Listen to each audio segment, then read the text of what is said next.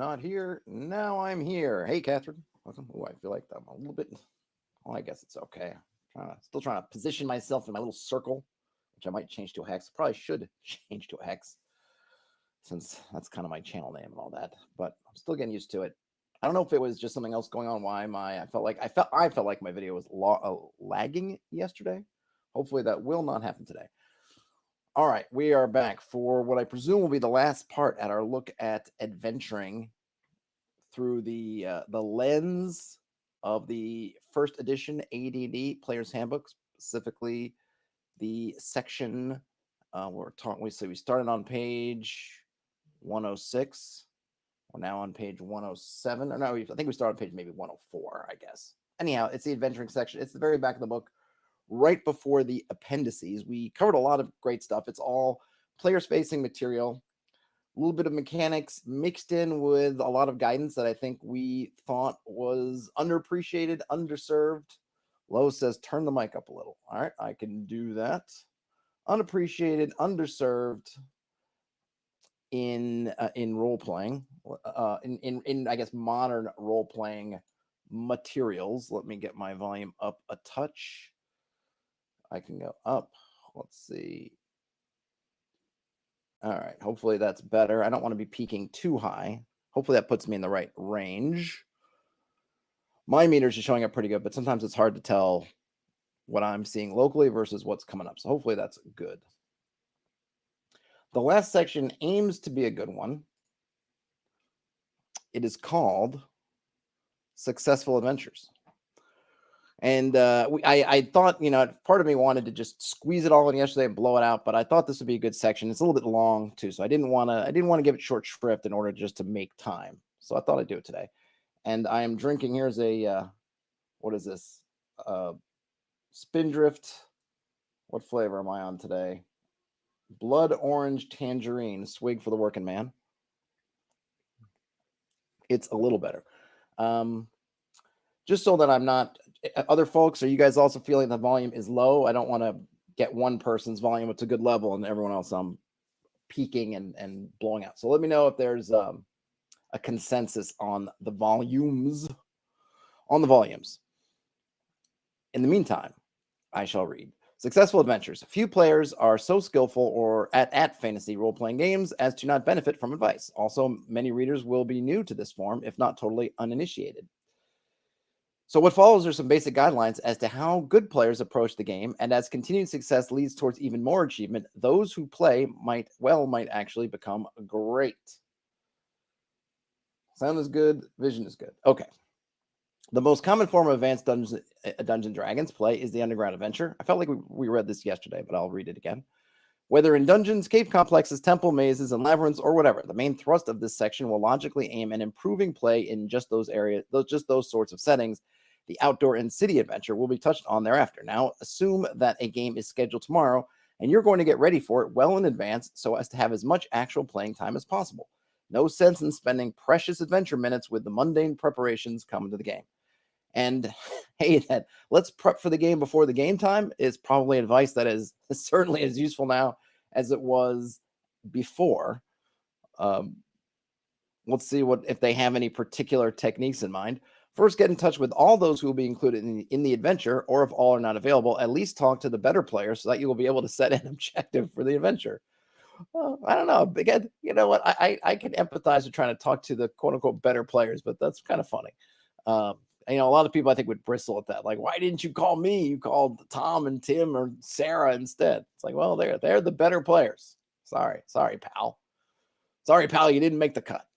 Whether the purpose is so simple as to discover a flight of stairs to the next lowest unexplored level, or so difficult as to find and destroy an altar to an alien god, sign me up for that one. Some firm objective should be established and then adhered to as strongly as possible. Note, however, that inflexibility or foolish stubbornness is often fatal. More about that a bit later. I think the big thing, this is that West Marches idea, or now we would associate West Marches. Obviously, this predates any talk of West Marches, but this is all player facing. This is not as the GM, I'm getting my players, and this is not even about talking to the GM in terms of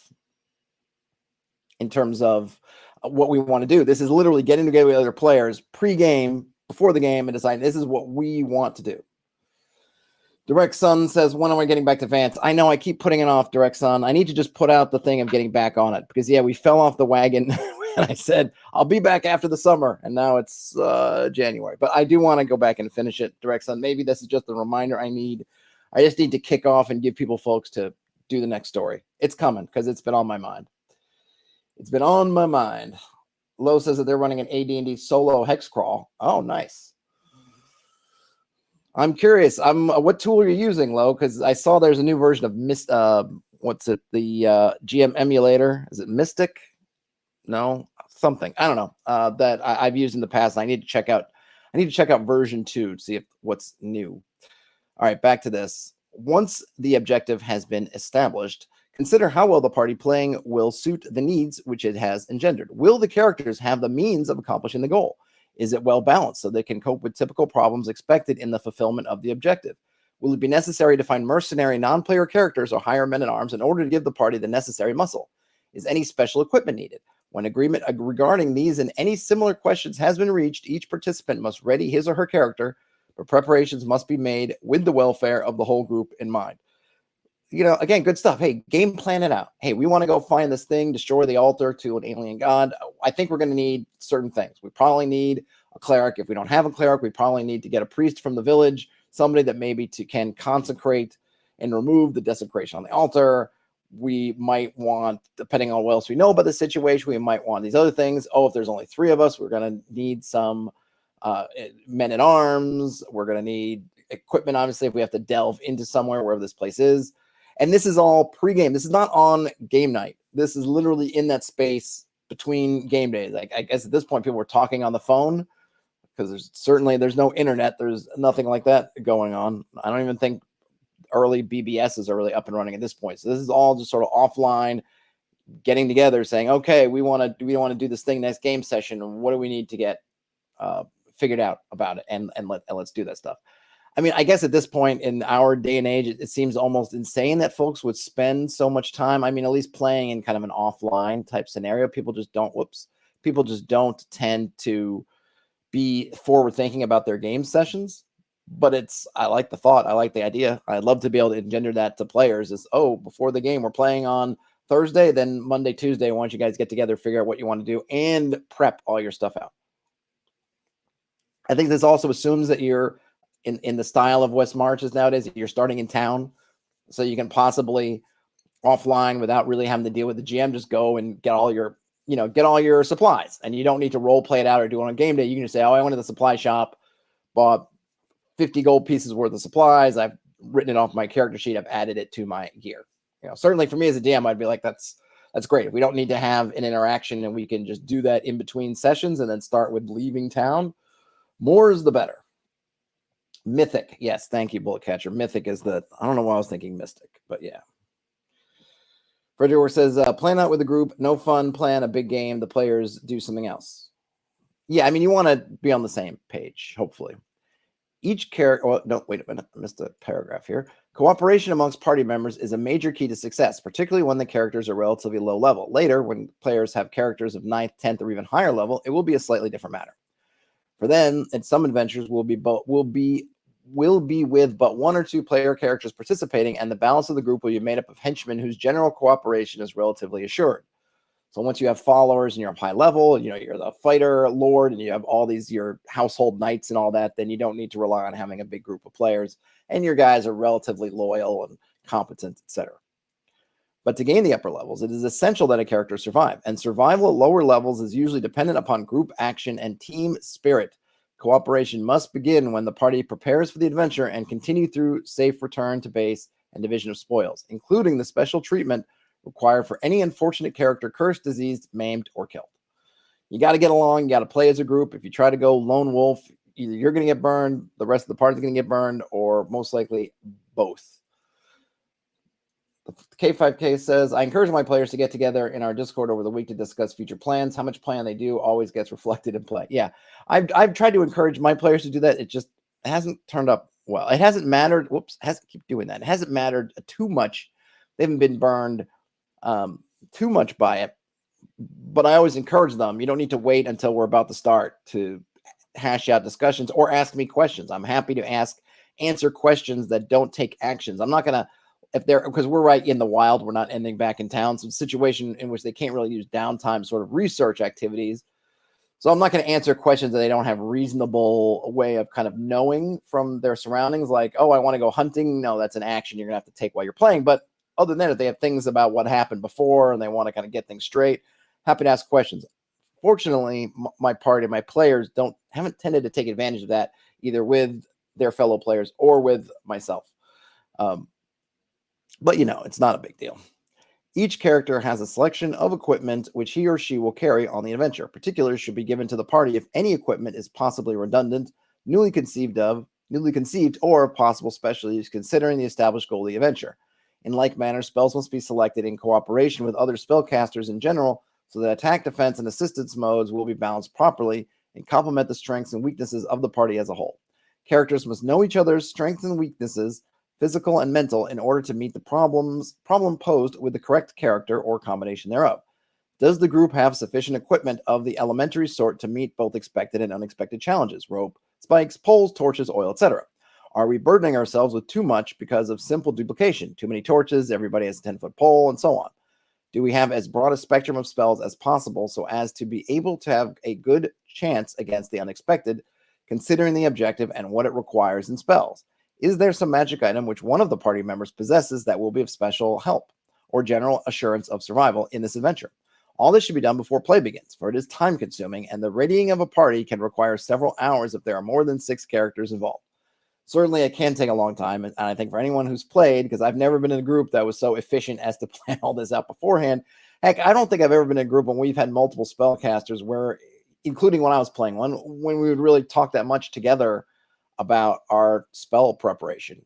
I think sometimes I remember looking, I can even remember looking back and looking down my sheet and say, hey, do you think we'll need read magic? What do you think? Think it'd be good, bad, something like that, but not really strategizing to make sure all our bases are covered. I probably should have read this back in the day. Might have been a better player for those early adventures had I only but done this. I mean, this is all great advice. I'm curious as to how many parties really took it on themselves. It really also gives you much more of an expeditionary feel when you're doing all this prep. It really feels like you're going off into something, which I think is a cool feeling to have. I wonder how many folks really went full bore into this, because I can't say that I was part of a group that ever systematically went through these steps, though they are worthwhile reading them. At the same time preparations for the upcoming expedition are underway, each player should see that his or her character has made proper preparations as well. These preparations include the safety of henchmen and or goods which are to remain behind, wealth safely hidden or placed, instructions as to what to do if the character fails to return, left with a trusted person, and a quote-unquote will of some sort written out so that the DM will not balk at the arrangements made to... We get a nice magic mouth there on the wall. Should I just do that? No, that didn't work. Maybe that. Uh-oh, what's going on with my... Stop. There we go. To assure the smooth transition of goods to the devoted quote-unquote relative of the defunct character, if these sore straits should ever come to pass. I've never had a will for my characters. I think it's a good idea. I would definitely have that on my standard kind of things to have. Have a will. I like the idea that you have to set it up so that the GM can't quibble about it. I think I'd probably be pretty lenient, but I sort of like the idea that you have to make it kind of rock solid. You can't be super vague. Otherwise, the GM, I'm not sure what the GM would do in that instance. If you wrote down like my relative Billy, and like you come over and his name's William, and the GM's like, no, you said Billy, you didn't say William, so you ain't getting his gold.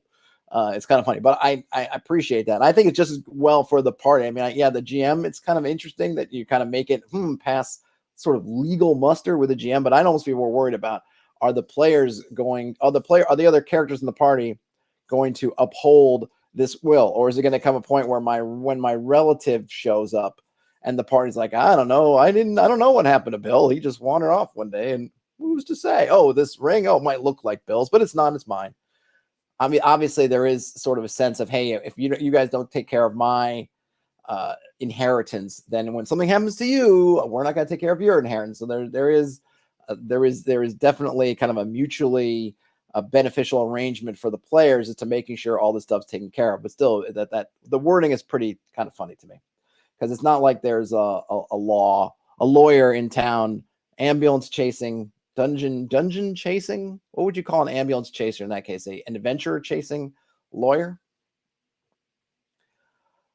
Let's see. Frederick Ork says, if new players come in, they need a briefing of what is going on and what other players are doing. Most importantly, look over their character sheet. Pay special attention to alignment, Tony.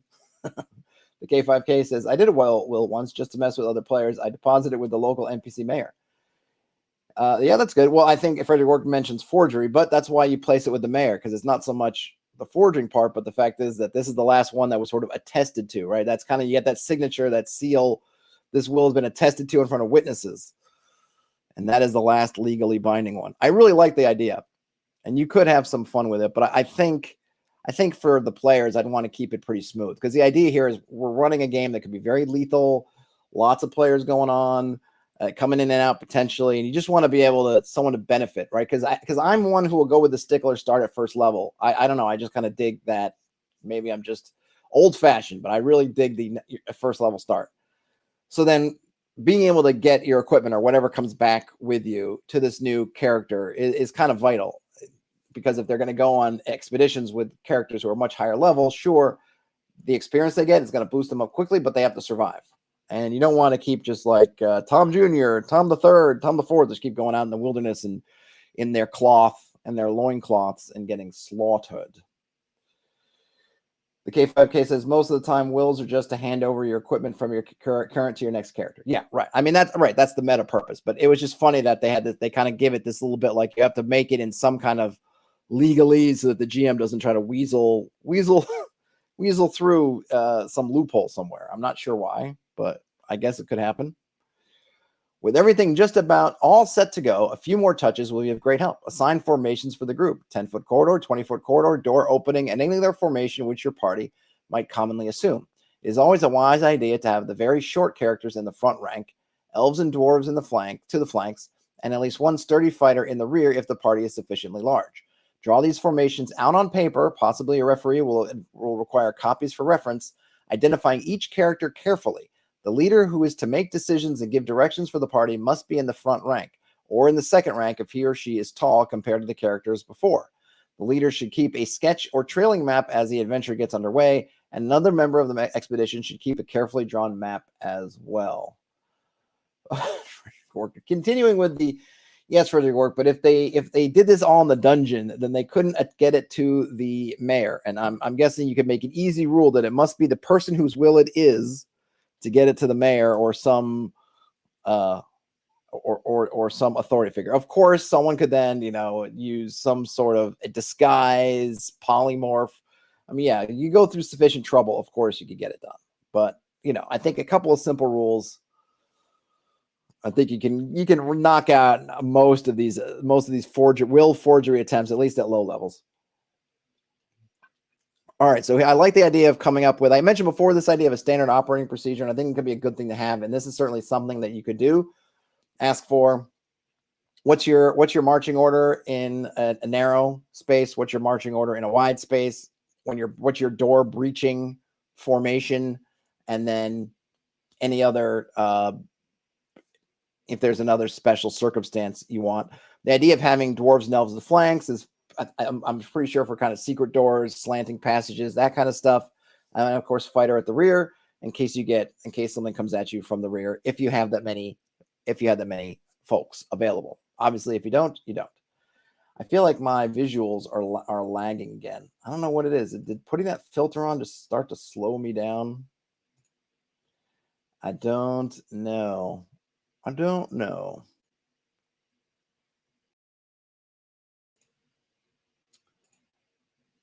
Let's see. Now I feel like I've stopped altogether. Have I stopped altogether? I have. I'm frozen. Oh, OBS has crashed. All right, hold on a second. I lost OBS. I wonder if I can share. Let me see if I can do this instead. Screen. Window. Let's just try this. And I can